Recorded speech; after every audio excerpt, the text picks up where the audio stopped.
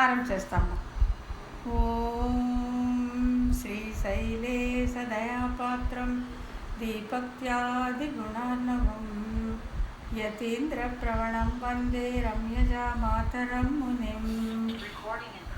రమ్యజామాతృయోగీంద్రపాదరేఖామయం సదా తదా యత్తాత్మసత్తాదిం రామానుజమునిం భజే.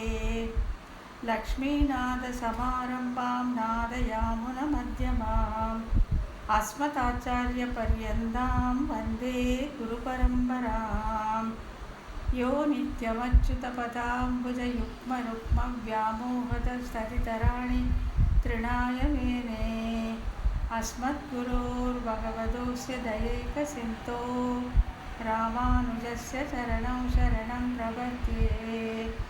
మాతా పితా యువతయస్తనయాదివిభూతిః సర్వం యదేవ నియమేన మతన్వయానాం.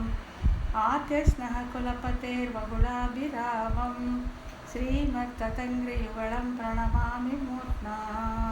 భూతం సహస్ర మహదాహ్వియపట్టనాద శ్రీభక్తిసారకులశేఖర యోగివాహాన్ భక్తాంగ్రిరేణుపరగాలయతీంద్రమిశ్రాన్ శ్రీమత్పరాంగుశమునిం ప్రణతోస్మి నిత్యం.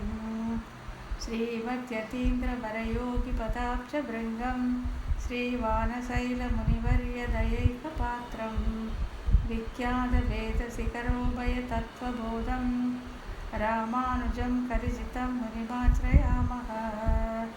பணவாள் அரவணை பள்ளி கொள்பவர்க்கு எவ்வுயிரும் குணபோகம் என்று குறுகை கரிமன் உரைத்ததுய்ய. உணர்பாவின் உட்பொருள் ஒன்றும் அறியாத உலகறிய மணவாளன் மாறன் மனமுரைத்தான் பண்புடும்பை வந்தே. நாயனார் திருவடிகளே சரணம். அனைவருக்கும் வணக்கம். இன்றைக்கி நம்ம சூத்திரம் 190 பார்க்க போகிறோம். 190 பார்த்துட்டு இப்போ இது வரைக்கும் இதுக்கு முந்தின சூத்திரத்தில் பகவத்கீதைக்கும் திருவாய்மொழிக்கும் என்ன ஒப்புமை, என்ன சாமியம், என்னென்ன ஒரே விஷயத்தை எப்படி சொல்லியிருக்காங்க, பகவான் எப்படி சொல்லியிருக்காரு, சுவாமி நம்மாழ்வார் எப்படி சொல்லியிருக்காரு அப்படிங்கிறத ரொம்ப விவரமாக பார்த்தோம். இப்போது இன்றைக்கி என்னென்னா ஒரு சில காரணங்களால் பகவத்கீதையை காட்டிலும் திருவாய்மொழிக்கு மேன்மை உண்டு அப்படின்னு நாயனார் எடுத்து காட்ட போகிறார். அதாவது பகவத்கீதை எப்பேற்பட்டது இல்லையா, அதையும் காட்டிலும் திருவாய்மொழிக்கு ஏற்றம் உண்டு அப்படிங்கிறத ஒரு சில காரணங்களை வச்சு காட்ட போகிறார் நாயனார். அதில் முதல் சூத்திரம், அதிலேருந்து பார்த்துக்கலாம். முன் சூத்திரத்தில் ஸ்ரீமத் பகவத்கீதையோடு திருவாய்மொழிக்கு உண்டான ஒப்புமை அருளி செய்யப்பட்டது.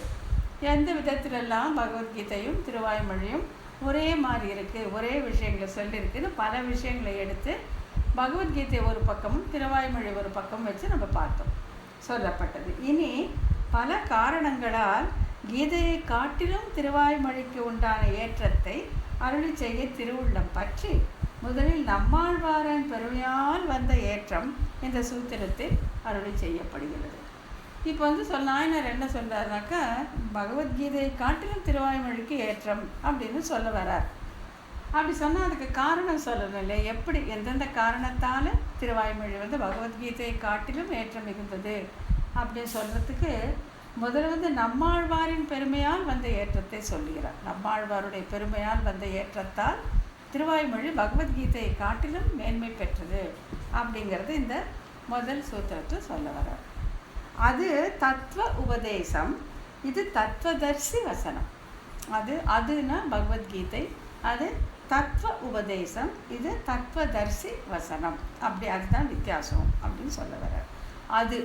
அந்த பகவத்கீதை தத்துவ உபதேசம், தத்துவமான கண்ணபிரானால் செய்யப்பட்ட உபதேசம்.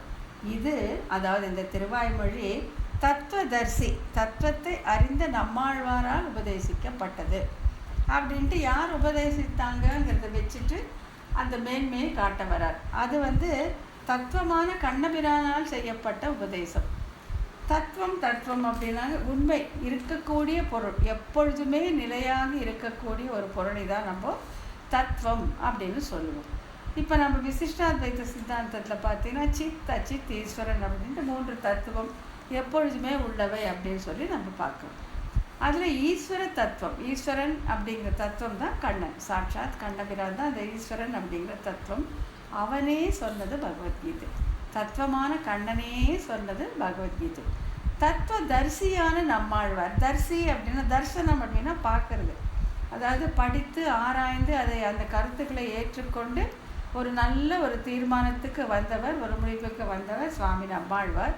தத்துவ தரிசி, நம்ம தத்துவத்தை நன்றாக தரிசித்து பார்த்து ஆராய்ந்து புரிந்து கொண்டவர் தத்துவதர்சி நம்மாழ்வார்.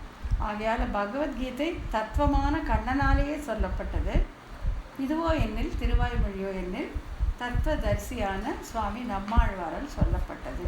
சரி, அப்படி தத்துவதரிசி சொன்னால் என்ன பெரிய ஏற்றம் இருக்க முடியும் அப்படிங்கிறது விளக்கம் சொல்கிறாங்க. பின்னால் 2 காலம் இருக்குது. ஒரு பக்கம் ஸ்ரீமத் பகவத்கீதை, இன்னொரு பக்கம் திருவாய்மொழி.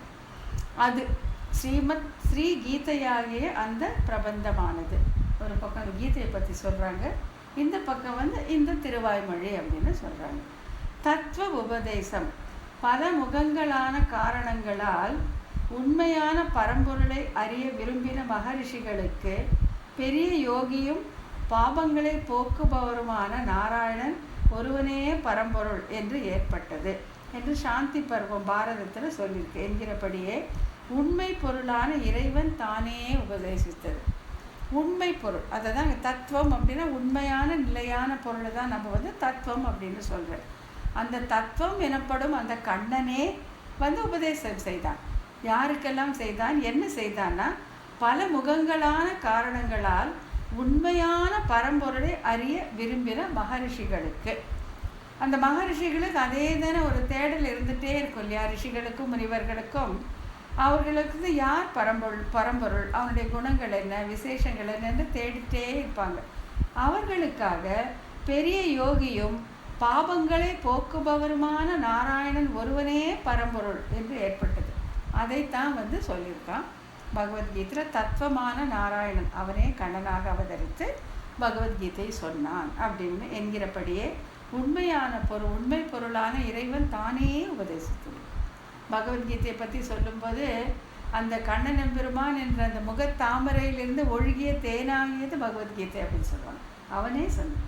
சாட்சாத் ஸ்வயம் நாராயணம் ஸ்வயம், அவனே பார்த்தனுக்கு உபதேசம் பண்ணினது பகவத்கீதை. ஆக இந்த தத்துவமான பரம்பொருளாலேயே சொல்லப்பட்டது இந்த பகவத்கீதை.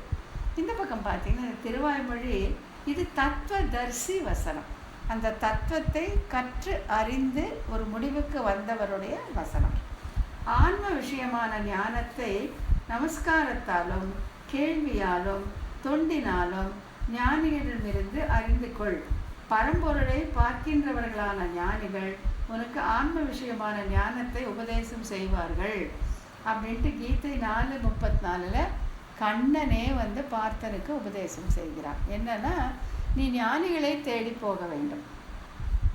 அவர்கள் தான் அந்த தத்துவத்தை தரிசித்தவர்கள், புரிந்து கொண்டவர்கள். அவர்களிடம் போய் அவர்களுக்கு பணிவிடை செய்து நமஸ்காரம் செய்து அவர்களிடம் அன்பாக இருந்து அவர்களுக்கு அடிமை செய்து தன்மையாக நடந்து கொண்டு நீ அவர்களிடமிருந்து ஞானத்தை கற்றுக்கொள்ள வேண்டும் என்று கண்ணனே உபதேசம் செய்திருக்கிறான். இதில் 4:34. ஆகையால் இப்போ கண்ணனே சொன்ன கீதை இது மகரிஷிகள் அறிந்து கொள்வதற்காக அவன் உபதேசப்படியே, அவனே பார்த்தனுக்கு உபதேசித்தபடி நம்மாழ்வார், இந்த தத்துவத்தை தரிசித்தவர், தத்துவதரிசியான நம்மாழ்வார் சொன்னது இந்த திருவாய்மொழி. ஆகையால் கண்ணனே என்ன சொல்லியிருக்கான், நான் சொல்கிறது ஒரு பக்கம் இருக்கட்டும், தத்துவதரிசிகளிடம் நீ போய், அந்த ஞானம் மிக்கவர்களிடம் போய் நீ பணிவிடை செய்து நமஸ்காரம் செய்து அவர்களுக்கு எல்லாம் செய்து நீ அந்த ஞானத்தை பெற வேண்டும் அப்படின்ட்டு இந்த 4:34 அவன் சொல்லியிருக்கிறான். தத்துவம் ஜிக்ஞாசமானானாம் ஹேதுபி சர்வதோமுகை தத்துவமேகோ மகாயோகி ஹரி நாராயணபர என்பது பாரதம். அது ஃபஸ்ட்டு. அடுத்தது இதுக்கு என்னன்னாக்கா, அதாவது கீதை 4:34 என்ன சொல்கிறேன்னா, தத்வித்தி பிரணித பாதேன பரிப்பிரச்சனேன சேவையா, அதாவது வணங்கின கைகளோடு சேவை செய்யும் மனப்பான்மையோடு நீ செல்ல வேண்டும். உபதேஷ்யந்தி தே ஞானம் ஞானி சஸ்தத்துவ தர்சினா என்பது கீதை. அவர்கள் உனக்கு உபதேசம் செய்வார்கள். வணங்கின கூப்பிய கைகளோடும் வணக்கத்தோடும் செய்து சென்று அவர்களுக்கு எல்லா சேவையும் செய்து நீ கற்றுக்கொள்ள வேண்டும் என்று கண்ணனே சொல்லியிருக்கிறான். ஆகையால் அந்த வகையில் சேர்ந்தது திருவாய்மொழி அப்படின்னு அந்த முதல் வித்தியாசத்தை சொல்கிறாங்க. இப்படி ஏன் சொல்லப்பட்டது அப்படிங்கிறதுக்கு அடுத்த காரணம் சொல்கிறாங்க. என்னென்னா, கீதையில் 7:6 ஸ்லோகத்தில் என்னென்னா, எல்லா உலகங்களுக்கும் காரணம் நானே, எல்லா உலகங்களும் லயப்படுவது என்னிடத்திலேயே, சேஷியும் நான் தான், ஆதலால் நானே பரம்பொருள், என்னை காட்டிலும் வேறான பரம்பொருள் ஒன்றும் இல்லை அப்படின்னு சொல்லிட்டு 7:6 பெருமாள் சொல்லியிருக்கார். அதுதான் இது. அகம் கிருத்தஸ்ய ஜெகதக பிரபவ பிரளயஸ்ததா மத்த பரதரம் நான் யத் கிஞ்சி ஸ்திதி தனஞ்சய, என்னை தவிர இன்னொரு வஸ்துவே கிடையாது, எல்லாமே என்னிலே கோர்க்கப்பட்டிருக்கிறது அப்படின்னு சொல்கிறான். அதையே நம்மாழ்வார் என்ன சொல்கிறாருன்னா, மண்ணும் விண்ணும் எல்லாம் உடன் உண்ட நம் கண்ணன் அல்லது இல்லையே மற்றொரு கண்ணே அப்படின்ட்டும், கருத்த மனம் ஒன்றும் வேண்டாம், கண்ணனல்லால் தெய்வம் இல்லை அப்படின்ட்டு இதே தத்துவத்தை அவர் உபதேசிக்கிறார். தத்துவதர்சி. இந்த கீதையை படித்து இதை போன்ற சாஸ்திரங்களை படித்து கற்றறிந்த சுவாமி நம்மாழ்வார் உபதேசம் செய்கிறார். என்ன சொல்கிறார்னா, மண்ணும் விண்ணும் எல்லாம் உடன் உண்ட நம் கண்ணல்லது இல்லையே கண்ணே அப்படின்னு சொல்லிட்டு, அப்புறம் கருத்த மனம் ஒன்றும் வேண்டாம், கண்ணனல்லால் தெய்வம் இல்லை அப்படின்னு சொல்லிட்டு உபதேசம் பண்ணுறார்.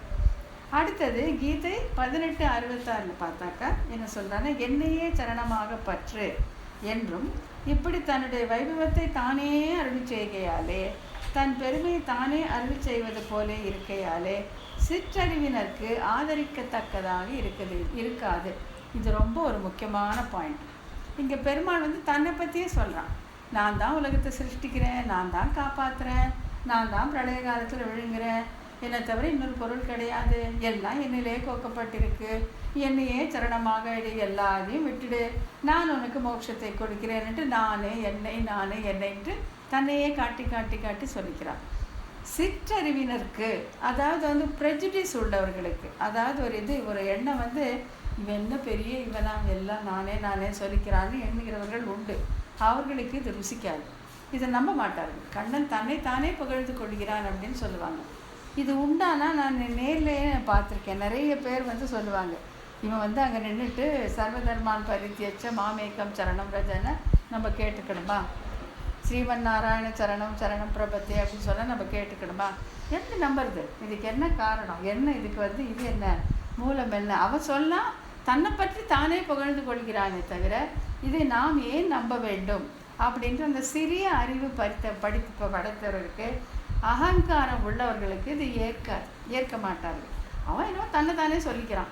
அங்கே போய் நின்னா மகாபாரதத்தில் அர்ஜுனனை கன்வின்ஸ் பண்ணுறதுக்காக இப்படியெல்லாம் சொன்னால், தன்னை பற்றி சொன்னால் காட்டிக்கிட்டான் நினைப்பாங்களே தவிர அவன் நமக்காக இதெல்லாம் செய்கிறான்றது அந்த அறிவுக்கு எட்டாது. ஆனால் அதே பார்த்தீங்கன்னா இன்னொருத்தர் சொல்கிறாங்கன்னு வச்சுக்கோங்க, நல்லா தெரிஞ்சவங்க சொன்னாக்க, பெரியவர் ஒருத்தர் சொல்கிறாரு, ஆகையால் இது உண்மையாக இருக்கலாம் அப்படின்னு ஒரு நம்பிக்கை வரக்கூடும். அதுதான் கண்ணனெல்லாம் இல்லை கண்டீர் சரண் திண்ணமா நும் உடைமை உண்டேன் அவனடி சேர்ந்து உய்மினோம் அப்படின்ட்டு நம்மாழ்வார் இங்கே உபதேசம் பண்ணுறார். என்ன பண்ணுறார்? கண்ணனல்லால் இல்லை கண்டீர் சரண், ஐயோ அவனை தவிர யாரும் இல்லைப்பா அப்படின்னு சொல்லி கொடுக்குறார். சொல்லிட்டு திண்ணமா நூம் உடைமை உண்டேன் அவன் அடி சேர்ந்து உய்மினோம், அவன் அடியில் போய் விழுங்கன்ட்டு தத்துவதரிசி. இப்போ இன்னொருத்தர் சொல்கிறார், கண்ணன் தானே சொல்லிக்கல, நம்மாழ்வார் சொல்கிறார், தத்துவதரிசி சொல்கிறார்.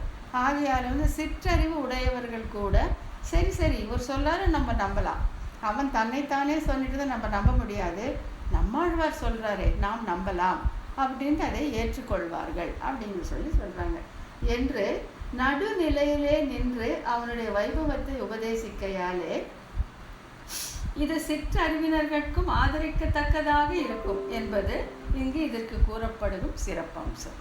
அவனே சொல்லும்போது இதுதான் தோணாதாவது. நம்ம அப்படி தான் உலகம் அப்படி ஒரு யாரானா கொஞ்சம் நல்ல விஷயத்த தன்னை பற்றி தானே சொல்ல ஆரம்பிச்சிட்டா இவருக்கு ரொம்ப தலைகருவம் ஜாஸ்தி, தன்னை பற்றி சொல்லிகிட்டே இருக்காரு, இதை நாம் ஏன் கேட்கணும்னு நினைப்போம். அது கண்டு இவ்வளோ சொன்னாக்க அதை எப்படி ஏற்பது? அவன் என்னோ சொன்னால் அது நமக்கு தேவையில்லைன்னு போயிடுவாங்க. சிற்றறிவினருக்கு அது ஏற்காது. ஆனால் ஒரு பெரியவர், நம்மாழ்வாரை போன்ற ஒரு பெரியவர் நடுநிலையிலே நின்று சொல்லும்போது அது ஏற்கத்தக்கதாக இருக்கும். ஆகையால் தான் இந்த தத்துவ வசனம், தத்துவம் ஆகிய கண்ணன் சொன்ன வசனமாகிய கீதையை காட்டிலும் தத்துவதரிசியான நம்மாழ்வார் சொன்ன திருவாய்மொழிக்கு நம்மாழ்வாரால் ஏற்பட்ட ஏற்றம் அப்படின்ட்டு இந்த முதல் பாயிண்ட்டை சொல்லிடுறாங்க. அடுத்தது என்ன சொல்கிறாங்கன்னாக்கா, அடுத்த சூத்திரத்தில் திருவாய்மொழி அவதரிக்க காரணம் அடியாக வந்த ஏற்றம். முதல் பாயிண்ட் என்ன சொன்னாங்க? நம்மாழ்வாரால் வந்த ஏற்றம். நம்மாழ்வார் தத்துவதர்சி என்பதால் வந்த ஏற்றத்தை சொன்னாங்க. இப்போ திருவாய்மொழி அவதரித்த காரணம் அடியாக வந்த ஏற்றம் இந்த சூத்திரத்தில் சொல்லப்படுகிறது.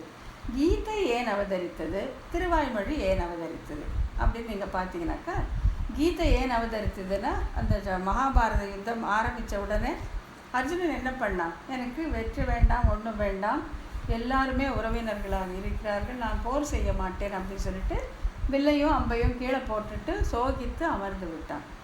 அவனுடைய சோகத்தை போக்கி அவனை யுத்தத்திலே மூட்டி வெற்றி பெறுவதற்காக கண்ணன் உபதேசித்தது கீதை. ஆனால் இங்கே பார்த்திங்கன்னா இது திருவாய்மொழி எதற்காகனாக்கா, இந்த சம்சாரம் என்னும் இந்த பெரிய கடலிருந்து தப்பி செல்வதற்காக நம்மாழ்வார் உபதேசித்தது இந்த திருவாய்மொழி. ஆகையாலே திருவாய்மொழி அவதரித்த காரணம் அடியாக வந்த ஏற்றம் இந்த சூத்திரத்தில் விளக்கப்படுகிறது. இது ரொம்பவே அழகாக இருக்கும். அது ஐவரை வெல்வித்து பதிற்றை திரட்டி படச் சொன்னது. இது நாடாக தோற்றோம் என்று ஐந்து முடிப்பான் சொன்னது. ரொம்ப அழகான ஒரு சூத்திரம். பார்த்த ஒன்றுமே புரியாதான், கொஞ்சம் ஸ்டெப் பை ஸ்டெப் போய்க்கலாம். ஐவரை அதாவது பாண்டவர்கள் எத்தனை பேர்? 5 பேர். பதிற்றைந்தை இரட்டி. பதிற்றைந்து அப்படின்னா 100. பதிற்றைந்து 5 10 5 × 10 50.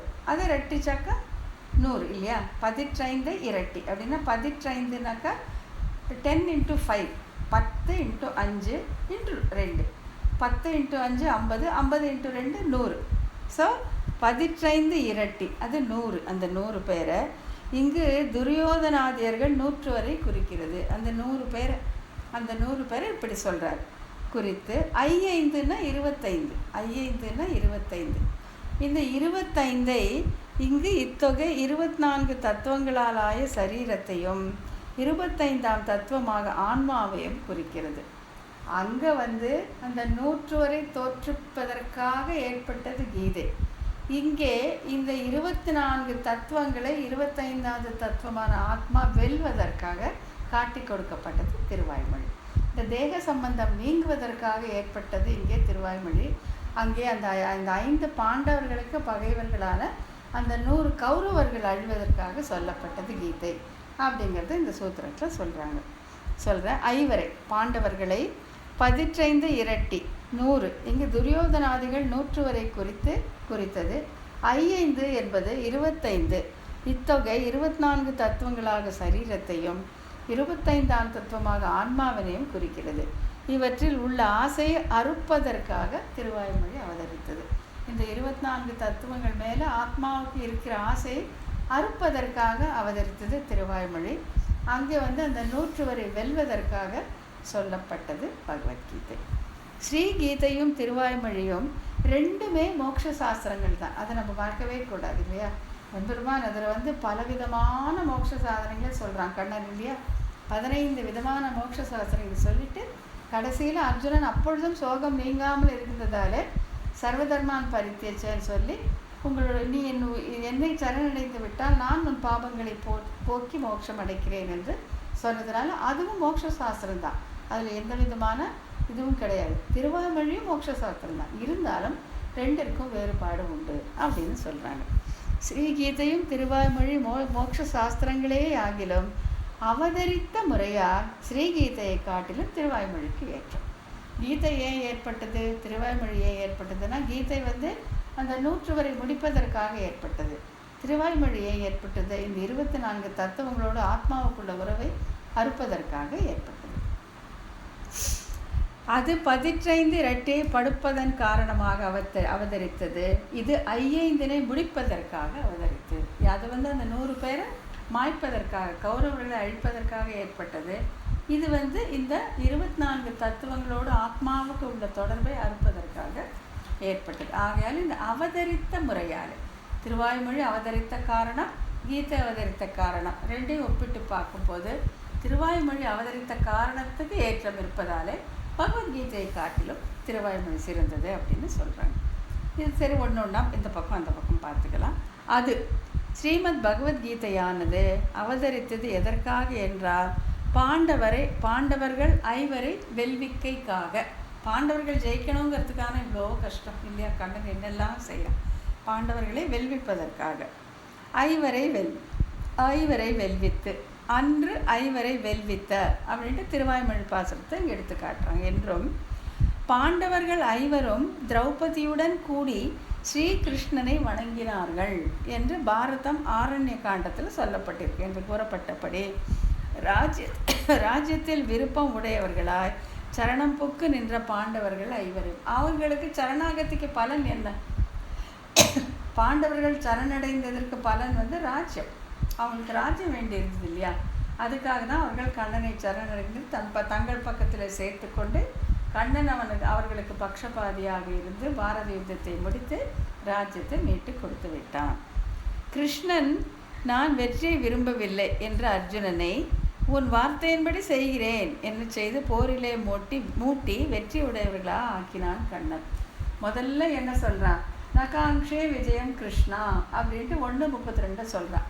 எனக்கு வெற்றியும் வேண்டாம், ஒன்றும் வேண்டாம், இந்த போரே வேண்டாம், நான் போகிறேன், நான் சண்டை போட மாட்டேன்னு சொன்னவனை 18:73 கரிஷே வச்சனம் தவ, நீ சொன்ன எல்லாத்தையும் கேட்குறேன் அப்படின்ட்டு முதல் அத்தியாயத்துலேருந்து 18வது அத்தியாயம் வரைக்கும் அவ்வளவு பேசுகிறான். பேசி பேசி பேசி பேசி பேசி அந்த அர்ஜுனன் மனசை மாற்றி நகாங்ஷே விஜயம் கிருஷ்ணா, நான் வெற்றியை காணவில்லை என்று சொன்னவனே கரிஷே வச்சனம் தவ, நீ என்ன சொல்லி எல்லாத்தையும் கேட்குறேன்ற அளவுக்கு மாற்றலாம். அதுதான் கீதை இல்லையா. அந்த அர்ஜுனன் ஒருவனை மாற்றுவதற்காக அவன் போர் செய்து தன்னுடைய ராஜ்யத்தை பெறுவதற்காக கண்ணன் அதை செய்தான். அவ்வளவு பேசுகிறான், அவ்வளவு நேரம் பேசி அவனுடைய மனசை மாற்றிவிட்டான். அதாவது கிருஷ்ணா நான் வெற்றியை விரும்பவில்லை, கீதை 1:32 என்ற அர்ஜுனனை உன் வார்த்தையின்படி செய்கிறேன் என்று செய்து போரிலே மூட்டி வெற்றி உடையவர்கள் ஆக்கினான் கண்ணன். அதுதான் கீதையோட பர்பஸே அதுதான். கண்ணன் இந்த பிரார்த்தனை எழுந்து உட்கார செஞ்சு அந்த சண்டை போட்டு ஜெயிக்கணுங்கிறதுக்காக கீதை உபதேசிக்கப்பட்டது. 15 இரட்டி பட சொன்னது. 15 திரட்டி படைவேந்தர் பட என்று பெரிய திருமொழியிலேருந்து எடுக்கிறாங்க. இது எங்கேருந்து எடுக்கப்பட்டது, இந்த சூத்திரவரி எங்கேருந்து எடுக்கப்பட்டதுன்னா பெரிய திருமொழி, திருமங்கை ஆழ்வார் அருளி செய்த பெரிய திருமொழி 2:4 அதில் தான் 15 திரட்டி படைவேந்தர் பட என்றபடி அந்த ஐவருக்கு பகைவர்களான துரியோதனாதிகள் 100 வரை முடிக்கைக்காக கண்ணன் கீதையை ஓதினான். ஆக கீதை அவதரித்தது எதற்காக அப்படிங்கிறத அழகாக இந்த பக்கம் சொல்லிட்டாங்க. என்னன்னா அந்த 100வர் அந்த 100வர் மாய்ந்து இவர்கள் ராஜ்யத்தை பெற வேண்டும் என்றதற்காக இந்த கீதை அவதரித்தது என்று கீதை அவதரித்த காரணத்தை அழகாக விளக்கிவிட்டார் நாயனார். இப்போ இந்த பக்கம் திருவாய்மொழி எதற்காக அவதரித்தது? இது திருவாய்மொழி அவதரித்தது எதற்காக என்றால் 5 முடிப்பதற்காக. இந்த 5 முடிப்பதற்காகனாக்க என்னென்னா இந்த 24 தத்துவங்கள் 5 முடிப்பான் சொன்னது. முடிப்பான் சொன்ன 1000 என்கிறபடி சம்சார பந்தத்திற்கு விரோதிகளான அது என்னென்ன அப்படின்னு சொல்லிட்டு இந்த இதில் சொல்கிறாங்க. இந்த பாசுரத்தை பொங்கைம்புலனும் பொறியைந்தும் அப்படிங்கிறது திருவாய்மொழி பாசுரம் 10, 7, 10. இந்த பாசுரத்தை மட்டும் படித்து சுருக்கமாக சொல்லிடுறேன். ஏன்னா இது பின்னால் ரொம்ப விவரமாக நம்ம பார்க்க போகிறோம், இந்த சூத்திரத்தை பார்ப்போம். அதனால் இங்கே சின்னதாக சொல்லி விட்டுறேன் நான்.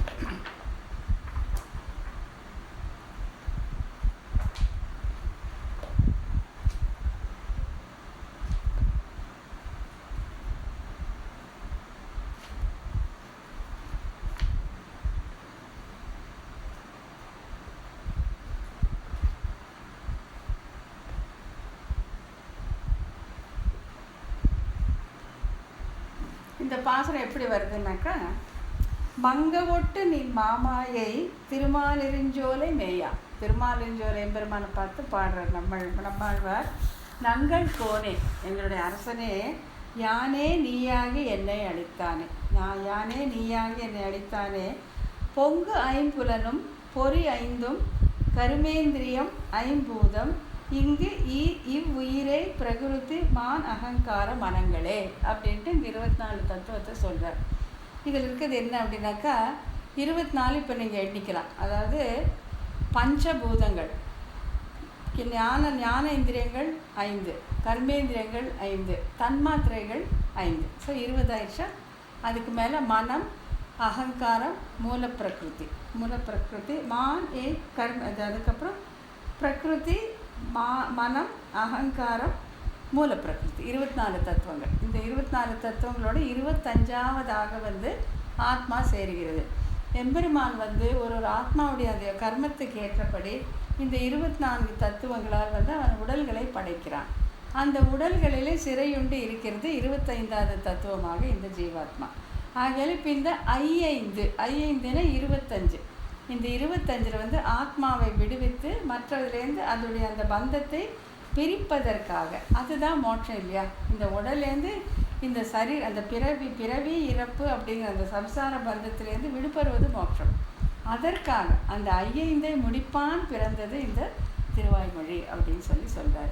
ஸோ இந்த 24 தத்துவங்களாலான இந்த உடலில் இருக்கிற வரைக்கும் ஆத்மா அதற்கு அடிமைப்பட்டு இருக்கிறது. அதுக்கு அடிமைப்பட்டு அதுங்க சொன்னபடியே கேட்டுட்டு இந்த உடலையே தானாக நினைத்து எம்பெருமானையும் மறந்து அது இருக்கிறது. அதை முடித்து அதை கொண்டு போய் எம்பெருமானிடம் சேர்த்த வேண்டும் என்பதற்காக நம்ம பார்த்துருக்கோம்ல, அச்சித்து சம்பந்தம், அயன சம்பந்தம். அச்சித்து சம்பந்தம் தான் இந்த 24 தத்துவங்கள். அயன சம்பந்தம் வந்து எம்பெருமானோரான அந்த சம்பந்தம். இதை முடித்து அதில் கொண்டு போய் சேர்க்கணும். அதற்காக அவதரித்தது இந்த திருவாய்மொழி அப்படின்னு சொல்ல வராரு. அதை வந்து இங்கே விவரமாக சொல்லியிருக்காங்க. பொங்கு ஐம்புலனும் பொறி 5, அதுதான் இந்த பாசுரத்தில். பொங்கு ஐம்புலனும், இது வந்து விவரமாக இன்னொரு இடத்துல வருது. அதுலேருந்து நம்ம விவரமாக ஒன்று பார்த்துக்கலாம். இங்கே வந்து இந்த 24 தத்துவங்கள். பொங்கு ஐம்புலனும் பொறி 5, திருவாய்மொழி 10:7-10 என்று அருளி செய்யப்பட்ட 24 தத்துவங்களோடு கூடிய சரீரத்திலும் ஞானானந்த லட்சணமாக கொண்டு தன்னுடைய இனிமையாலே தன் பக்கலிலே கால் தாழ பண்ணும் ஆன்மாவிலும் உண்டான பற்றினை முடிப்பதற்காக சொல்லப்பட்டது. இந்த 24 தத்துவங்கள் என்ன பண்ணுன்னா, இனிமையாக தம்மை காட்டிக்கொண்டு, ரொம்ப ஆனந்தமாக சந்தோஷமாக இனிமையாக இருப்பதை காட்டிக்கொண்டு, அந்த ஞானமும் ஆனந்தமுமே வடிவான அந்த ஜீவாத்மாவை தங்கள் பக்கலில் கால் தாழ பண்ணி, அதாவது இந்த கண் இருக்குது பார்த்தீங்களா, கண் அழகானதெல்லாம் காட்டி அந்த ஆத்மாவை தன்வசப்படுத்தும். காது இனிமையானதெல்லாம் கேட்க செய்து ஆன்மாவை தன்வசப்படுத்தும். அதே மாதிரி இந்த நாக்கு, அதே மாதிரி மூக்கு, அதே மாதிரி தோல், அதே மாதிரி கைகள், கால்கள் எல்லாமே இந்த உடலை என்னென்ன இருக்கோ எல்லாமே அந்த ஆத்ம வஸ்துவை தம் வசப்படுத்தி கொண்டு தங்களை ரொம்ப மேன்மையானதாக காட்டிக்கொண்டு தங்களுக்கு அடிமையாக வைத்திருக்கும். இந்த அடிமையை போக்கி அந்த ஆத்மாவை கொண்டு போய் அதற்கு உரிய இடமான பரமாத்மாவிடம் சேர்ப்பதற்காக ஏற்பட்டது இந்த திருவாய்மொழி அப்படின்னு சொல்ல வராங்க.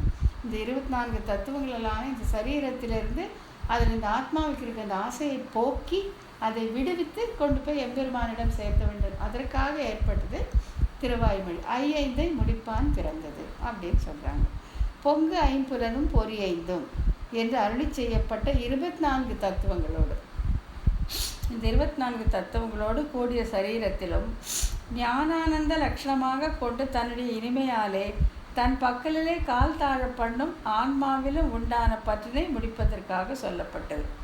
இதில் நுணுக்கமாக இன்னொன்று சொல்லியிருக்காங்க.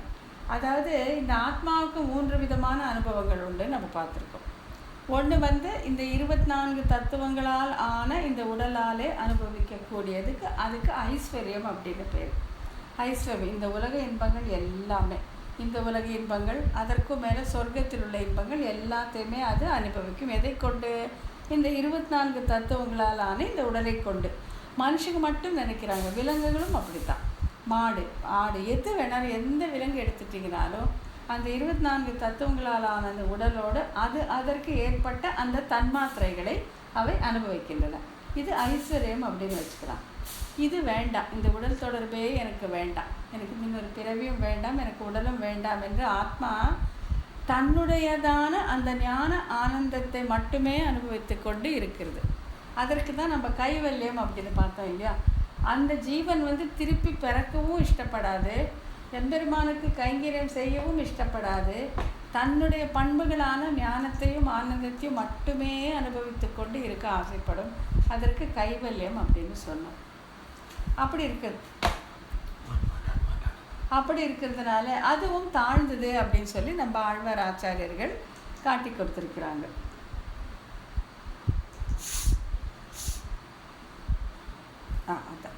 அதாவது என்னன்னாக்கா, பொங்கு ஐம்புலனும் பொறி ஐந்தும் என்று அருளி செய்யப்பட்ட 24 தத்துவங்களோட கூடிய சரீரத்திலும் அந்த உடம்பால் அனுபவிக்கக்கூடிய அந்த ஐஸ்வர்யத்திலும் ஞானானந்த லட்சணமாக கொண்டு தன்னுடைய இனிமையாலே தன் பக்கத்திலேயே கால் தாழப்படும், தன்னையே தான் அனுபவித்துக்க ஆசைப்படும் சில ஆத்மாக்கள்.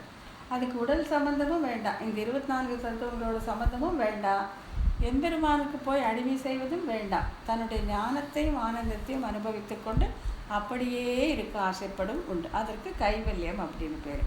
அதனால் இங்கே என்ன சொல்கிறாங்க, ஐஸ்வர்யம் கைவல்யம் ஆகியவற்றில் இருக்கும் பற்றை அறுத்து, ரெண்டும் அறுத்து பரம மோட்சத்திலேயே இச்சையை ஏற்படுத்துவதற்காக ஏற்பட்டது இந்த திருவாய்மொழி அப்படின்னு சொல்ல வராங்க. அதுதான் 24 தத்துவங்களாலான சரீரத்தால் அனுபவிக்கப்படுவது ஐஸ்வர்யம் என்கிற புருஷார்த்தம். புருஷார்த்தம்னா பலன். 24 இதெல்லாம் இருந்தால் தான் நீங்கள் இந்த உலக இன்பங்களை, சொர்க்கத்தில் உள்ள இன்பங்களை நீங்கள் அனுபவிக்கலாம். வேறு வேறு வேறு விதமான உடல்களை எடுத்துக்கொண்டு, அது ஆனால் எந்த உடலை எடுத்தாலும் இந்த 24 தத்துவங்களால் தான் ஆக்கப்பட்டிருக்கும். அதனால் நீங்கள் அனுபவிக்க இந்த உலக மேலுலக இன்பங்கள் எல்லாத்தையும் அனுபவிப்பீங்க. அதுக்கு பேர் ஐஸ்வர்யம் அப்படின்னு பேர். ஐஸ்வர்யம் என்கிற புருஷார்த்தம். ஆத்மா தன் ஞான ஆனந்தங்களையே அனுபவிக்க நினைப்பது கைவல்யம் என்னும் புருஷார்த்தம் ஆச்சுங்களா.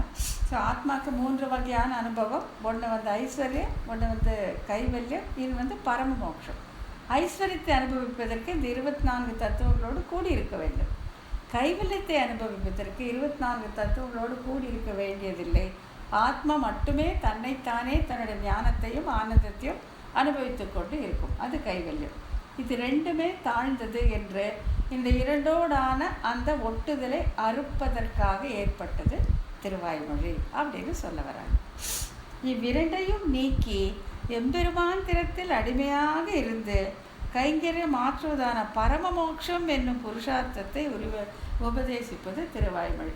இப்போ புரியுதுங்களா? திருவாய்மொழி ஏன் அவதரித்தது அப்படின்னு பார்த்தா, பகவத்கீதை எங்கள் அவரது எதுக்காகனாக்கா அந்த 100 வரை வீழ்த்த, அந்த 100 வரை மாய்த்து பாண்டவர்களுக்கு ராஜ்யத்தை பெற்றுக் கொடுப்பதற்காக.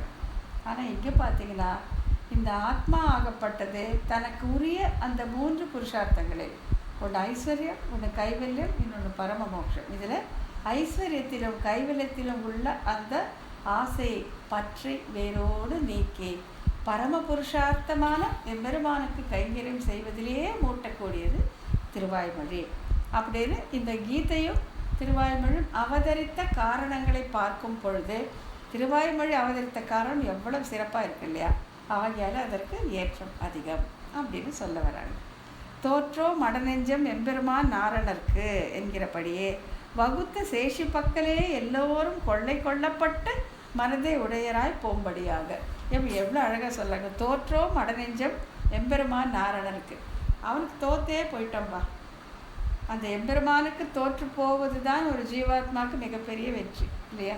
அந்த எம்பெருமானுடைய அந்த அழகுக்கும் அந்த குணங்களுக்கும் தோற்று அவனுக்கு கைங்கரியமே வேண்டும் என்பது கேட்பது தான், அந்த தோல்விதான் மிகப்பெரிய வெற்றி. இது ஐஸ்வர்யத்திலும் கைவிரத்திலும் இருப்பது எந்த விதமான நன்மையும் கிடையாது என்று சொல்லி, இது எவ்வளோ பெரிய காரியம் பாருங்கள். இப்போ கண்ணன் கீதையை உபதேசித்து அந்த ராஜ்யத்தை வாங்கி கொடுத்தான், அது ஐஸ்வர்யந்தான் இல்லையா? ஐஸ்வர்யந்தான். பாண்டவர்களுக்கு ஐஸ்வர்யந்தான் கிடச்சிது. கைவிலத்தையும் போல் அவங்க பரமோட்சத்தை அவங்க யாருமே கேட்கவே இல்லை. ஆகையால் அவங்களுக்கு ஐஸ்வர்யம் தான் கிடைச்சது. பகவத்கீதையால் ஐஸ்வர்யம் கிடைச்சது யாருக்கு? இந்த பாண்டவர்களுக்கு. ஆனால் திருவாய்மொழியால் இந்த ஐஸ்வர்யத்தில் உள்ள பற்றும் நீங்கி கைவிலத்தில் உள்ள பற்றும் நீங்கி பரம மோட்சத்திலேயே கொண்டு போய் சேர்த்தக்கூடியது இந்த திருவாய்மொழி. தோற்றோ மடநெஞ்சம் எம்பெருமான் நாரணருக்கு அப்படின்னு அந்த மிகப்பெரிய தோல்வி நம்மளை அடைந்தது என்கிறபடி வகுத்த சேஷி பக்கலில் இயல்பான தலைவர். வகுத்த சேஷி, எனக்கு தலைவன் யாரும் ஸ்ரீமன் நாராயணன் தான். வகுத்த சேஷி, இன்னொரு தலைவன் கிடையாது, அவன் ஒருத்தனை. வகுத்த சேஷி பக்கலில் எல்லோரும் கொள்ளை கொள்ளப்பட்ட மனத்தை உடையராக, மனசே போயிடுச்சங்க, கொள்ளை கொள்ளப்பட்ட மனதை உடையராக செய்வது இது இந்த திருவாய்மொழி. அப்போ எதுக்கு ஏற்றம் ஜாஸ்தி? திருவாய்மொழிக்கு தான் ஏற்றம் ஜாஸ்தி, பகவத்கீதைக்கு அல்ல அப்படின்ட்டு அந்த அவதரித்த காரணத்தை கொண்டு இதற்கு ஏற்றம் ஜாஸ்தி அப்படின்னு 2வது பாயிண்ட்டை சொல்லிடுறாங்க. அப்புறம் மூணாவது என்னன்னாக்க, ஸ்ரீகீதை மகிழ்ச்சியிலே தொடங்குகிறது, வருத்தத்திலே முடிகிறது. இவ்வருத்தத்தையே அப்பிரியம் என்கிறார். அப்பிரியம் அப்படின்னா விருப்பம் இல்லாமல், அப்பிரியம். பிரியம்னா விருப்பம் எடுக்கிறது, அப்பிரியம்னா விருப்பம் இல்லாதது. திருவாய்மொழி ஏ பாவம் பரமே என்ற கஷ்டத்தில் தொடங்கி உகந்து பணி செய்து என்ற மகிழ்ச்சியிலே முடிகிறது. இங்கனம் முடிகிற வகையாலும் இதற்கு ஏற்றம் உண்டு என்பது இந்த சூத்திரத்தில் விளக்கப்படுகிறது. கீதை எப்படியா சொல்லுங்க. அன்மியூட் பண்ணிக்கோங்க. அன்மியூட். பேஜா 103. 103. அதாவது இது தொடங்குகிற விதம் முடிகிற விதத்தை பார்க்குறாங்க. கீதை எப்படி தொடங்குது, எப்படி முடியுது, திருவாய்மொழி எப்படி தொடங்குது, எப்படி முடியுதுன்னு பார்க்குறாங்க. அங்கு பகவத்கீதையில் நம்பிச்சரண் என்று தொடங்கி நாந்தகம் ஏந்திய நம்பிச்சரண் என்று தாழ்ந்த தனஞ்செயற்காகி என்று பெரியாழ்வார் திருமொழி 1:9-4 என்கிறபடியே எதுக்காக நம்பி சரண் அப்படின்ட்டு அங்கே கண்ணனோட காலில் விழுந்துடுறான்.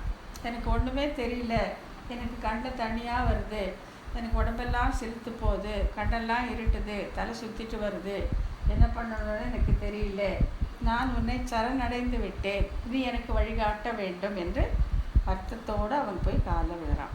நான் தேவரீருக்கு சிஷ்யன், தேவரீரை சரணமடைந்த என்னை நியமிக்க வேண்டும் என்று அர்ஜுனுடைய வேண்டுகோளை கேட்டு பிரீத்தியோடு ஆரம்பித்தான். கண்ணன் ரொம்ப இஷ்டத்தோடு ஆரம்பிக்கிறான். ஆஹா, எவ்வளோ சந்தோஷமாக, எவ்வளோ நல்லா என்னை சரணடைத்து விட்டான் அப்படின்ட்டு என்ன சொல்கிறாரு, சிஷ்யஸ் தேகம் சாதிமாம் துவாம் பிரபந்தம் அப்படின்னு சொல்ல, உன்னை சரணடைந்த என்னை சிஷ்யனாக ஏற்று நீங்கள் என்னை தேற்றி கொடுக்க வேண்டும் அப்படின்ட்டு ஆரம்பித்த உடனே கண்ணன் சந்தோஷமாக கீதை சொல்ல ஆரம்பிக்கிறான்.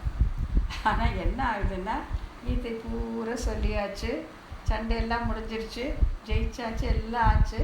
அப்போ போய் கண்ணன் சில கேள்விகளை கேட்டு அர்ஜுனனுக்கு ஒன்றுமே தெரியல, எல்லாம் மறந்துட்டான். அந்த உபதேசத்தில் மறந்துட்டான், என்ன சொன்னார் மறந்துட்டான், அவருக்கு ஒன்றுமே ஞாபகமே இல்லை அர்ஜுனனுக்கு. அப்போ கண்ணன் நினச்சிக்கிறேன், உனக்கு இவ்வளோ சொன்னது வேஸ்ட்டாக போச்சேடா அப்படின்ட்டு வருத்தத்தில் முடிகிறது. அது நம்ம இந்த கீதையில் பார்க்குறதுல அனுகீதை அப்படின்னு ஒன்று இருக்குது, அதில் நம்ம பார்க்குறோம். அந்த அனுகீதையில் பகவான் என்ன சொல்கிறாருன்னா, அப்பிரியம் அப்படிங்கிறார். உங்ககிட்ட எனக்கு பிரியமே இல்லை போடா அப்படிங்கிறார். உனக்கு பிடிக்கவே இல்லை, ஏன்டா இப்படி பண்ண, ஒன்றுமே உனக்கு ஞாபகம் இல்லையே, இப்படி இருக்கிறேன் அப்படின்னு சொல்லி அர்ஜுனனை கடிந்து கொள்கிறார். அந்த அனுகீதையில் என்ன சொல்கிறாருன்னா, அர்ஜுனா நிச்சயம் ஸ்ரத்தை இல்லாதவனாக இருக்கிறார். கொஞ்சம் கூட ஸ்ரத்தையே இல்லைப்பா, இவ்வளோ நேரம் சொன்ன இல்லை, ஸ்ரத்தை இல்லாதவனாக இருக்கிறார், கெட்ட புத்தி உடையவனாக இருக்கிறார், எக்காரணத்தால் அறிவின்மையால் அறியவில்லையோ அது எனக்கு பெரிதும் விருப்பம் இல்லாதது ஆகும். இப்படி புத்தி இல்லாமல் எல்லாத்தையும் மறந்து போய் நிற்கிறியே, இதை பார்த்தா ஒன்று எனக்கு கொஞ்சம் கூட பிடிக்கல அப்படின்ட்டு அனுகீதையில் சொல்லி வருத்தப்படுறார். ஆகையால் கீதை ஆரம்பித்தது எப்படி, சந்தோஷமாக. எல்லாம் அர்ஜுனன் நான் அவனுடைய சிஷ்யன், உன்னை காலில் விழுறேன், நீ என்னை காப்பாற்றணும்னு சொன்னால் சந்தோஷமாக ஆரம்பித்து கீதை பூரா சொல்லி யுத்தம் முடிஞ்சு எல்லாம் முடிஞ்ச அப்புறம் சில கேள்விகள் சில இது அர்ஜுனன்கிட்ட கேட்டால் அவனுக்கு ஒன்றுமே ஞாபகமே இல்லை. அதனால கண்ணன் இப்படி சொல்கிறான், நிச்சயம் ஸ்ரத்தை இல்லாதவனாக இருக்கிறார், கெட்ட புத்தி உடையவனாக இருக்கிறார், எக்காரணத்தால் அறிவின்மையால் அறியவில்லையோ அது எனக்கு பெரிதும் விருப்பம் இல்லாதது ஆகும். அப்பிரிய, எனக்கு பிரிய இல்லாதவன் சொல்லிட்டான் என்கிறபடி அவன் பக்கலில், அர்ஜுனன் பக்கலில் நினைவின்மையை காண்கையாலே வெறுப்போடு முடிவுற்றது. மறந்து போயிட்டான், ஒன்றுமே ஞாபகம் இல்லை. அதை பார்த்த உடனே எனக்கு வெறுப்போடு முடிந்தது, கண்ணனுடைய திருவள்ளத்தில் வெறுப்பு ஏற்பட்டது அப்படின்னு சொல்கிறாங்க. ஆனால் திருவாய்மொழி பார்த்தீங்கன்னாக்கா, இந்த பரமே என்று எழுந்து விருப்பம் இல்லாததை பார்த்து பேரருளாலே உபதேசிக்கையாலே உபதேசத்தின் ஆரம்பத்திலே ஏ பரமே பாவமே பரமே ஏழுலகும் பாவம் செய்து அருளால் அழிப்பார் யார் அப்படின்னு சொல்லிட்டு இந்த பாசத்தில் சொல்கிறார். என்னென்னா அவர் ஆழ்வாருடைய திருவுள்ள என்னென்னா, அந்த பகவானை பார்த்து ஐயோ நீ பாவம் பா அப்படிங்கிறார். உன்னை பின்பற்றுபவர்களே இல்லையே, நீ என்ன தான் பண்ண, பரமே பாவமே அப்படின்னு சொல்லி ஆரம்பிக்கிறார். அது எந்த பாசுரம் அப்படின்னா 2:2. அது என்ன சொல்கிறாங்கன்னா, ஏ பாவம் பரமே ஏழுலகம் பாவம் செய்து அருளால் அழிப்பார் யார். மாபாவம் விட அரற்கு பிச்சை பேய் கோபால கோளரி ஏறன்றியே. இந்த கோபாலனை தவிர யாரும் இல்லை அப்படிங்கிறத நீங்கள் யாருமே தெரிஞ்சிக்கவே இல்லையே அப்படின்னு சொல்லி, அப்பா உன்னை பின்பற்றவர்களே காணுமே அப்படின்னு சொல்லிட்டு எம்பெருமானுக்காக பாவம் பரமே பாவமே அப்படின்னு சொல்லி சொல்கிறார். பரமே பாவமே என்று வருத்தத்தோடு இழுக்கிறார். வருத்தத்தோடு அந்த உபதேசத்தில் இழிஞ்சு சந்தோஷமாக தலை கட்டுறார். பகவத்கீதைக்கு ஆப்போசிட்டு. எப்படி சொன்னா, இவர் உபதேசிக்க என்ன ஆகுதுன்னாக்கா, மக்கள் எல்லோரும் மனம் மாறி இவருடைய பின்னாலேயே வராங்க. நம்மாழ்வாருடைய பின்னாலே வந்து அப்போ என்ன ஆகுதுனாக்கா, இந்த உலகத்தில் எங்கே பார்த்தாலும் இந்த வைஷ்ணவ பூதங்கள் அப்படியே மலிந்து திரிகின்றன. அதை பார்த்து மங்களாசாசனம் செய்கிறார் நம்மாழ்வார். எப்படின்னா, பொலிக பொலிக பொலிக போயிற்று வள்ளுயிர் சாபம் நலியும் நரகமும் நைந்த நமனுக்கு இங்கு யாதொன்றும் இல்லை கலியும் கெடும் கண்டு கொண்டேன் கடல் வண்ணன் பூதங்கள் மண்மேல் மலிய புகுந்து இசைப்பாடி ஆடி விடுதர கண்டோம் அப்படின்ட்டு. இதுதான் அந்த மாதவன் பூதங்கள் அப்படின்ட்டு எம்பெருமானுடைய அடிமைகள் வந்து அவனுடைய பேரை பாடி ஆடி திரிகிறாங்க அப்படின்ட்டு நம்ம இன்றைக்கி பார்க்குறோம் இல்லை. இஸ்கான் இருக்காங்க, இந்த சூரியநாராயண அக்ஷர்தாம், அவங்கெல்லாம் பார்த்திங்கன்னா இதே தான், எம்பெருமானுடைய பேரை பாடிட்டு இந்த உலகத்தில் எல்லா பகுதிகளும் அவர்கள் ஆடி திரிகிறார்கள். அதை நம்ம கண்ணால் பார்க்குறோம். அந்த மாதிரி ஆயிடுச்சுட்டு இவரோட உபதேசத்தை கேட்டு முதல்ல வந்து எம்பெருமான் பின்னால் போகிறவங்களே யாரும் இல்லைங்கிற நிலை மாறி மண்மேல் எங்குமே வந்து இந்த கடல் வண்ணன் பூதங்கள் மலிய திரிய கட்டோம் கலியும் கெடும் கண்டு கொண்டேன். கரிகாலத்தால் கூட பொண்ணு செய்ய முடியாது, நமனுக்கும் இங்கே வேலையில்லை, நம்ம வந்து இங்கே யாரையும் நரகத்துக்கும் கூட்டிகிட்டே போக முடியாது, எல்லாருமே மோட்சத்தை அடைவார்கள் அப்படின்னு சந்தோஷமாக சொல்கிறாரு. அதுக்கும் மேலே என்ன சொல்கிறாருன்னா, தானே வந்து உகந்து பணி செய்தே அப்படின்னு சொல்லி சொல்கிறார். அது எந்த பாசனத்தை சொல்கிறாருனாக்கா 10:8-10.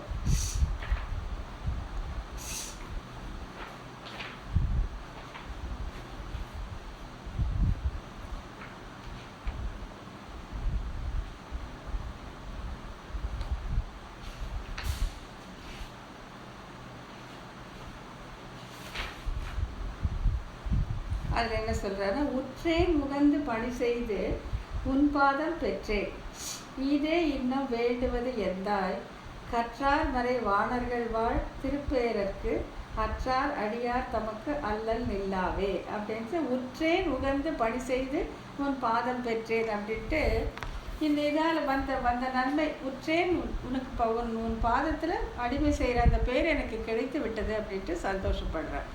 ஆகையால் ஃபஸ்ட்டு வருத்தத்தோடு ஆரம்பிச்சு, ஐயோ பாவம் பரமாத்மா பாவம் அவன் பின் செல்பவர்கள் இல்லையேன்னு வருத்தத்தோடு ஆரம்பித்து அந்த கடல் வண்ணன் பூதங்கள் எங்குமே ஆடுகின்றன அப்படின்னு சந்தோஷப்பட்டு எனக்கும் உனக்கு அடிமை செய்யும் பாக்கியம் கிடைத்து விட்டது என்று சொல்லி மகிழ்ச்சியோடு முடிக்கிறார். ஆகையால் திருவாய்மொழி வருத்தத்தோடு ஆரம்பித்து மகிழ்ச்சியோடு முடிகிறது, பகவத்கீதை மகிழ்ச்சியோடு ஆரம்பித்து வருத்தத்தோடு முடிகிறது. ஆகையால் இந்த காரணத்தாலும் பகவத்கீதையை காட்டிலும் திருவாய்மொழிக்கு ஏற்றம் அதிகம் அப்படின்னு சொல்கிறார். இதனால் அர்ஜுனன் போரை செய்ய தொடங்கினான் என்னும் அளவே ஒழிய சித்தோபாயம் வரையிலும் உபதேசத்தின் பலம் வாய்க்கப் பெறாமையாலே உபதேசம் பயன் பெறவில்லை. அங்கு உபதேசம் பயன் பெற்றது திருவாய்மொழியிலே என்றபடி. அதாவது அர்ஜுனன் போரை செய்ய தொடங்கினான் என்னும் அளவே ஒழிய இவ்வளோ சொன்னார் அவர் முதல்ல இருந்து நான் காங்ஷத்தே விஜயம் கிருஷ்ணா சொல்லி இப்போ தவ வசனம் கரிஷின்னு சொல்கிற வரைக்கும் எல்லாம் பண்ணி என்ன பண்ணான், 18 அத்தியாயம் முடிஞ்ச பிறகு சண்டை பண்ணி போர் செய்து ஜெயிச்சுட்டான். அவ்வளோதானே தவிர சித்தோபாயம் வரையிலும், அதாவது என்ன சர்வதர்மான் பரித்தியச்ச மாமேக்கம் சரணான்னு சொல்லி அந்த மோட்சத்தில் ஆசையை அர்ஜுனன் அங்கே காட்டவில்லை. இந்த உபதேசத்தை கேட்டு போர் செய்து அவன் வெற்றி பெற்று ராஜா ஆகிவிட்டானே தவிர சித்தோபாயமான கண்ணனை அவன் பற்றவில்லை. சித்தோபாயம் சித்தமாக இருக்கக்கூட உபாயம், அவனே உபாயமாகி மோட்சத்திலே கொண்டு சேர்த்துவான். ஆகையாலே சித்தோபாயம் வரையிலும் உபதேசத்தின் வரம் வாய்க்க பெறவில்லை, அந்த வரைக்கும் போகவே இல்லை.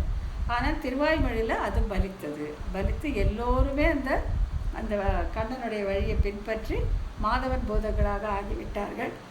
நம்மாழ்வாரும் கைங்கரி செல்வத்தை பெற்றுவிட்டார். ஆகையால் இதற்கு ஏற்றம் ஜாஸ்தி அப்படின்ட்டு. இதனால் அர்ஜுனன் போரை செய்ய தொடங்கினான் என்னும் அளவே ஒழிய சண்டை போட்டான் ஜெயிச்சிட்டான், அவ்வளோதானே தவிர சித்தோபாயம் வரையிலும் உபதேசத்தின் பலம் வாய்க்க பெறவில்லை, போகவே இல்லை, அது வரைக்கும் போகவில்லை. ஆகையாலே உபதேசம் பயன் பெறவில்லை. அங்கு உபதேசம் பயன் பெற்றது திருவாய்மொழியாலே என்றபடி. ஆகையாலே நம்மாழ்வார் செய்த உபதேசத்தாலே மக்கள் இந்த மோட்ச சாம்ராஜ்யம் என்னன்னு தெரிஞ்சுட்டு அங்கே போக ஆசைப்பட்டார்கள், சென்றார்கள். ஆனால் அது கீதையால் நடைபெறவில்லை. ஆகையால் கீதையை காட்டிலும் திருவாய்மொழிக்கு ஏற்றம் அதிகம் அப்படின்னு சொல்கிறாங்க. அடுத்தது, ஸ்ரீமத் பகவத்கீதையை காட்டிலும் திருவாய்மொழியில் சொல்லப்பட்ட பொருளின் கௌரவத்தால் வந்த ஏற்றம் இந்த சூத்திரத்தில் சொல்லப்படுகிறது. ஃபஸ்ட்டு நம்மாழ்வாராலே வந்த ஏற்றம், அப்புறம் அது அவதாரத்திலே உள்ள அதால் வந்த ஏற்றம், அப்புறம் சித்தோபாயம் பலித்ததால் வந்த ஏற்றம். இப்போ நாலாவதாக என்ன சொல்கிறாங்கன்னா பொருளின் கௌரவத்தால் வந்த ஏற்றம் அது சொல்கிறாங்க. அதில் சித்த தர்ம விதி, இதில் விதி அனுஷ்டானங்கள். அது சித்த தர்ம விதி, இது விதி அனுஷ்டானங்கள். அங்கே ஒன்லி தியரி, இங்கே தியரி அண்ட் ப்ராக்டிக்கல் ரெண்டையும் சொல்லிடுறாங்க. விதினாக்கா தியரி, அனுஷ்டானம்னாக்கா ப்ராக்டிக்கல். சொல்லிட்டார் இப்படி சர்வதர்மான் பரித்தியச்ச மாமேகம் சரணம் ரஜ அப்படின்னு விதிச்சிட்டார், தியரி சொல்லிட்டார். எப்படி செய்யணும், எப்படி இது ப்ராக்டிக்கலாக கொண்டாடணுங்கிறத ஆழ்வார் தான் சொல்லியிருக்கார். அது எப்படின்னு சொன்னாக்கா, சித்த தர்மம்னா கண்ணபிரான், சித்தமாக இருக்கக்கூடிய தர்மம் சித்த தர்மம். அதில் சித்த தர்மம் விதி, ஒன்லி தியரி, ஆர்டர் மட்டும்தான், பண்ணி காட்டல. இதில் விதி அனுஷ்டானங்கள், இதில் ஆர்டரும் உண்டு, காமிச்சு கொடுக்கறதும் உண்டு, ரெண்டுமே உண்டு. இதில் உங்கள் திருவாய்மொழியில். அதில் கீதையில் என்னன்னாக்கா, சித்த தர்ம விதி, என்னையே சரணமாக பற்று என்று இறைவனை பற்றுக என்னும் விதி கட்டளை மாத்திரமே உள்ளது. Only order. சர்வதர்மான் பரித்தியச்ச மாமேகம் சரணம் ரஜ அகம் துவா சர்வ பாப்பேபியோ மோக்ஷயிஷ்யாமி மாசூச்சகர், என்னை பற்று அப்படி விதி, அந்த கட்டளையை காமிச்சு கொடுத்துட்டான். எப்படி பிடிக்கிறது, எங்கே போய் பிடிக்கிறது, நீ இங்கே இருப்பியா அங்கே இருப்பியா சொல்லலை, அனுஷ்டானம் காட்டப்படவில்லை. ஆனால் ஆழ்வார் அழகாக அந்த அனுஷ்டானத்தை நமக்கு காட்டி கொடுக்கிறார். எப்படின்னாக்கா, இதில் திருவாய்மொழியில் விதி அனுஷ்டானங்கள், திருநாரணன் தாள் காலம் பெற சிந்தித்து ஒய்மினே. அந்த திருநாரண கால்களை மனசில் வச்சுக்கோங்கன்னு சிம்பிளாக சொல்லி கொடுத்துட்டார். சர்வதர்மான் பரித்தியச்ச மாமேக்கம் சரணம் ரஜனை எப்படி அப்படின்னு கேள்வி கேட்டால், திருநாரணன் தாள் காலம் பெற சிந்தித்து ஒய்மினே. அந்த நாராயணனோட திருவடிகளை மனசில் வச்சு யோசிச்சுட்டே இருக்கார், முடிஞ்சு போச்சு வேலை. அதுதான் அங்கே அனுஷ்டானம், ப்ராக்டிக்கல். திருநாரணன் தாள் காலம் பெற சிந்தித்து ஒய்வினோ என்று திருவாய்மொழி சொல்லிட்டு என்று விதி. அதை விதி இங்கே சிம்பிளாக காமிச்சு கொடுத்துட்டார். அப்புறம் அனுஷ்டானம் அப்படி எப்படின்னாக்கா, புகழ் ஒன்றில்லா அடியே உன் அடிக்கீழ் அமர்ந்து புகுந்தேனே என்று அனுஷ்டானமும் கை கொள்ள வேண்டிய முறையும் கூறப்பட்டது. விதி அனுஷ்டானம் இரண்டும் இங்கே காட்டப்பட்டது. ஸோ விதி என்னன்னாக்கா, ஆர்டர் என்ன அப்படின்னு பார்த்தாக்கா, திருநாரணன் தாள் காலம் பெற சிந்தித்து விரும்பினோம். அது என் மனசில் நினைச்ச தியரி.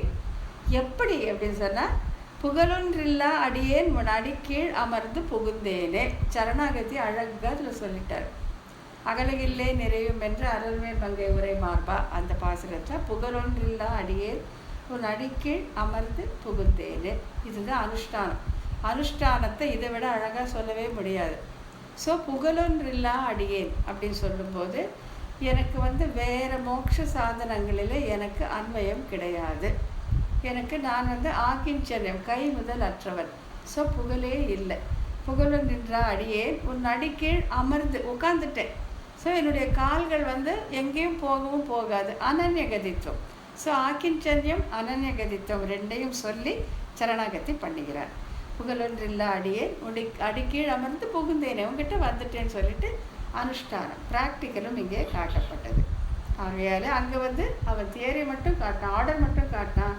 அந்த ஆர்டரை ஒபே பண்ணுறது எப்படின்னு சொல்லிட்டு நம்மாழ்வார் மட்டுமே காட்டி கொடுத்தார். ஆகையால் இதில் திருவாய்மொழியில் விதி அனுஷ்டானங்கள், ஆர்டரும் உண்டு, அதை பண்ணுறது எப்படியும் உண்டு, ரெண்டுமே இங்கே காட்டித்தரப்பட்டது. புகழொன்றில்லா அடியே உன் அடிக்கீழ் அமர்ந்து புகுந்தேனே என்று அனுஷ்டானமும் கை கொள்ள வேண்டிய முறையும் கூறப்பட்டது. சரணடைய வேண்டும், சரணடைவதற்கு தகுதியாக என்ன வேண்டும், ஆக்கிஞ்சன்யமும் அனன்யகதித்துவம் அதையும் சேர்த்து சொல்லி இப்படி உட்கார்ந்து சரணம் பண்ணிடுங்க அப்படின்ட்டு நம்மாழ்வார் காட்டி கொடுத்துட்டார். ஆகையால் அதில் சித்த தர்ம விதி, இதில் விதி அனுஷ்டானம் ரெண்டும் இருக்கிறதுனால கீதையை காட்டிலும் திருவாய்மொழிக்கு ஏற்றம்.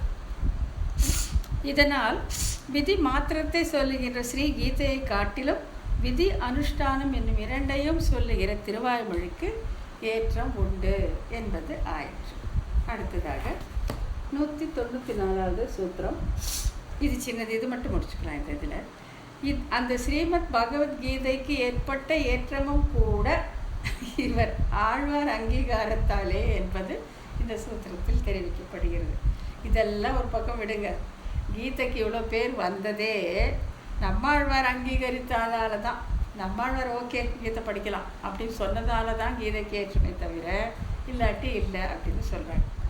இதுக்கு காரணம் என்ன அப்படின்னாக்கா, இப்போ எத்தனையோ சாஸ்திரங்கள் வந்திருக்கு. அதுக்கு என்ன ஒரு நார்ம், ஒரு இது என்னன்னு சொன்னாக்கா, அந்த சாஸ்திரங்கள் வேதத்தால் ஏற்கப்பட்டதாக இருக்க வேண்டும். இல்லாவிட்டால் அதுக்கு செல்லுபடி கிடையாது. அதை ஒதுக்கி தள்ளி விடுவார்கள். வேத பிரமாணங்களுக்கு ஏற்றதாக இருக்கணும். அதை சொல்வதாக இருந்தால்தான் எந்த சாஸ்திரத்துக்கும் மதிப்பு. அது இல்லாவிட்டால் சான்றோர்கள் அதை ஏற்றுக்கொள்ள மாட்டார்கள். இங்கே கீதை இவர் ஏற்றுக்கொண்டார். சுவாமி நம்மாழ்வார் ஏற்றுக்கொண்டதால் அதற்கு ஏற்றம் அதிகம் அப்படின்னு சொல்கிறாங்க. பகவன் ஞான விதி பணிவகை என்று இவர் அங்கீகாரத்தாலே அதுக்கு உத்கர்ஷம். இவர் அங்கீகரித்ததால தான் திருவாய்மொழிக்கு உத்கர்ஷம்னா ஏற்றம். பகவன் அந்தமில் ஆதியம் பகவன் வனக்குடை தவநெறி வழி நின்று அப்படின்னு சொல்லிட்டு பகவான் அப்படிங்கிறது இவர் அங்கீகாரம் பண்ணிட்டார். ஞான விதி பிழையாவே. பணிவகை பண்டே பரமன் பணித்த பணிவகையே கண்டேன் கமலமலர் பாதம் என்றெல்லாம் ஆழ்வார் அருளி செய்ததால் இவர் அங்கீகாரத்தாலே பரம வைதீகரான இவர் ஸ்ரீ கீதையை பிரமாணமாக சொல்கையாலே அதுக்கு உத்கர்ஷம், பகவத்கீதைக்கு ஏற்றம் அப்படின்னு சொல்கிறார். இது ஏன் அப்படிங்கிறத ஒரு 4 லைனில் இங்கே பின்னால் விளக்கியிருக்காங்க. எப்படி வேதத்திற்கு புறம்பான சாஸ்திரங்கள் ஏற்றுக்கொள்ளப்பட மாட்டாது அப்படிங்கிறத சொல்கிறாங்க. புத்த முனியாய் நின்று சொன்ன பௌத்த சாஸ்திரமும் கபில முனியாய் நின்று சொன்ன சாங்கிய சாஸ்திரமும் அவனே அருளி செய்ததாக இருக்க செய்தே வைதிகர்களால் ஏற்றுக்கொள்ளப்படவில்லை. இதை பெருமாள் தானே அந்த புத்த முனியாக இருந்து, இந்த புத்தர் இல்லை அது வேறு, அந்த புத்த முனியாக இருந்து பௌத்த சாஸ்திரத்தை அருளி செய்தார். கபில முனியாக இருந்து கபில சாஸ்திரத்தையும் அருளி செய்தார். அது வைதிகர்களாலே ஏற்றுக்கொள்ளப்படவில்லை. வைதிகர்கள்லாம் யாருன்னாக்கா வேதத்தை சான்றாக ஏற்கும் பெரியோர்கள், வேதத்தை அடிப்படையாக கொண்ட பெரியோர்கள் அதை ஏற்றுக்கொள்ளவில்லை. வைதிகர்களால் படாமையார் அன்றோ அவை இரண்டும் பிரமாண நூல்களாக திகழவில்லை. வேதம் ஏற்கவில்லைன்னா அது சான்றாக ஏற்கப்பட மாட்டாது. நீங்கள் என்ன வேணால் எழுதுங்க, எப்படி வேணால் எழுதுங்க, வேதத்தோடு ஒத்து போக வேண்டும். அப்பொழுதுதான் அது சான்றாக ஏற்றுக்கொள்ளப்படும், இல்லாவிட்டால் இல்லை. இப்படி பிறரை மயங்க செய்கின்ற தேவரீராலே செய்யப்பட்ட வேதங்களுக்கு புறம்பான மதங்களை புல்லுக்கு சமமாக நினைக்கிறேன் அப்படின்ட்டு ரங்கராஜஸ்தவத்தில் பராசர பட்டர் சொல்கிறார். நீங்களே பண்ணியிருந்தாலும் சர்த்தான், எப்படி வேணால் இருக்கட்டும், ஆனால் வேதத்துக்கு புறம்பாக இருந்தால் அதை நான் புல்லுக்கு சமமாக நான் கருதுவேன் அப்படின்ட்டு பராசர பட்டர் சொல்லியிருக்கார். என்கிறபடி பகவானாலே செய்யப்பட்டதே ஆகிலும் வேதங்களுக்கு முரண்பட்டவற்றை வைதிகர்கள் அங்கீகரிப்பது இல்லை. வைதிகர்கள் ஏற்றுக்கொள்ளவே மாட்டார்கள். வேதங்களுக்கு முரண்பாடு இல்லாத என்மை தன்மை விளங்குவது வைதிகர்களுடைய அங்கீகாரத்தாலே அன்றோ. ஆகையால் பகவத்கீதைக்கு ஏற்றம் இவர் அங்கீகாரத்தாலே என்ன குறையில்லை. ஆகையால் இவர் ஏற்றுக்கொண்டார். யார் சுவாமி நம்மாழ்வார் பகவத்கீதை பிரமாணமாக ஏற்றுக்கொண்டதால் அங்கே ஏன்னா இது வேதத்துக்கு புறம்பாக இல்லை. அதே பாருங்கள், நீங்கள் இந்த பௌத்த சாஸ்திரமும் கபில சாஸ்திரமும் வேதத்துக்கு புறம்பான கருத்துக்களை கொண்டிருப்பதால் அதை பகவானே அருளி செய்திருந்த போதும் வைதிகர்கள் அதை பிரமாணமாக ஏற்கவில்லை. ஆகையால் அவற்றிற்கு ஏற்றமில்லை. ஆனால் இங்கே பார்த்தா சுவாமி நம்மாழ்வார் பகவத்கீதையை பிரமாணமாக ஏற்றார். ஏன்னா அது வேதத்திற்கு புறம்பானதாக இல்லை. நம்மாழ்வார் அதை பிரமாணமாக ஏற்றுக்கொண்டதால் கீதைக்கு ஏற்றம் அதிகம் அப்படின்னு இங்கே சொல்லும். ஆகையால் கீதைக்கு ஏற்றம் இவர் அங்கீகாரத்தாலே என்ன சொல்ல எந்த குறையும் இல்லை, நம்ம சொல்லலாம். இதனால் கீதைக்கு ஏற்றம் இவர் அங்கீகாரத்தை கொண்டு சொல்ல வேண்டும். இவர் திருவாக்கில் பிறந்த இதற்கு அதுவும் வேண்டாம். இன்று இவ்வழியாலும் ஒரு ஏற்றம் சொல்லிற்றாயிற்று. ஆகையால் ஸ்ரீகீதையிலும் இந்த திருவாய்மொழிக்கு உண்டான ஏற்றத்துக்குரிய காரணங்கள் எல்லாம் சொல்லிற்றாயிற்று. இப்போ கீதை ஏற்றம்னு சொல்கிறதுக்கு நம்மாழ்வாருடைய அங்கீகாரம் வேணும். ஆனால் அவருடைய திருவாக்கிலே உதித்த அந்த திருவாய்மொழிக்கு யாருடைய அங்கீகாரமும், எல்லாருடைய அங்கீகாரம் அதுவாகவே இருக்கும். யாரும் அங்கீகரிக்க வேண்டும் என்ற அவசியமே இல்லை.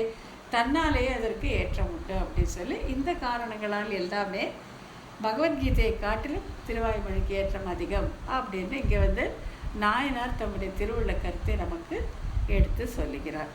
இதுக்கப்புறம் வேறு வரும். இது அடுத்த வகுப்பில் நம்ம பார்த்துக்கலாம். இது வரைக்கும் நிற்க வச்சுக்கலாம். அடியேன் ராமானுஜன்.